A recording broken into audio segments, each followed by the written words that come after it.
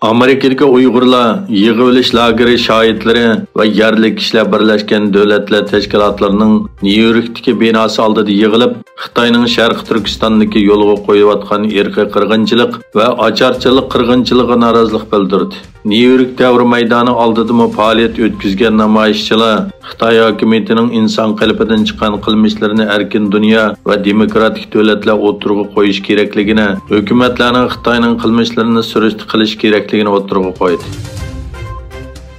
Xitoyda harbiy siyosiy o'zgarish yuz berganligi va Xitoy raisi Shi Jinpingning nazarband ostida tutirilayotganligi haqidagi xabarlar ijtimoiy taratqularning kun tartibiga aylandi. Amerikada yashayotgan Xitoy jurnalist Zhang ommaviy taratqularda harbiy mashinalarning sinalg'usini ham bakirlab, Xitoy harbiy mashinalari 22 sentabr Beijingga qarab ilgarilamoqda. Mashina atritining uzunligi 80 km. Shuning bilan bir vaqtda Shi Jinping ba'zi armiya amaldorlari tomonidan qo'lga olindi va nazarband ostida turibdi dedi. O'qituvchi guruhlarga yaqinligi bilan tanilgan jurnalist Zhangning so'zlari rasmiy manbalar tomonidan isbotlandi.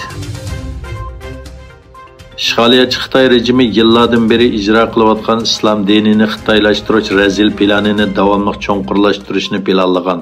Xitoy siyosiy maslahat kengashi gazetining xabaridan ma'lum bo'lishicha, Xitoy xalq siyosiy maslahat kengashining raisi Wang Yang 20 sentabr Beijingda atalmış Xitoy islom jamiyatining 11 navbatlik vakillar kengashi yig'inida yangi tayinlangan jamiyat amaldorlari bilan ko'rishgan va islom dinini xitoylashtirish siyosatini texmi cho'nqurlashtirishni ta'kidlagan. Xitoy 2016 yildan boshlab zulmni kuchaytirayotgan bo'lib, Sharq Turkistonda Qur'on, hadis va sonsizlagan diniy asarlarni ko'ydirdi. Tumanlagan masjidlarni chiqavatdi yoki vayron qilib o'rniga boshqa qurilishlarni soldi. Amerika Tashqi ishlar ministri Antony Blinken va Xitoy Tashqi ishlar ministri Wang Yi Nyu-Yorkda ko'rishgan bo'lib, ma'lum bo'lishicha, Blinken Wang Yi'ni Rossiyaga yordam berish masalasida ogohlantirgan. Agar Beijing Moskvani qo'llagan taqdirda, buning cho'qim bir oqibati bo'ladiganligini aytgan.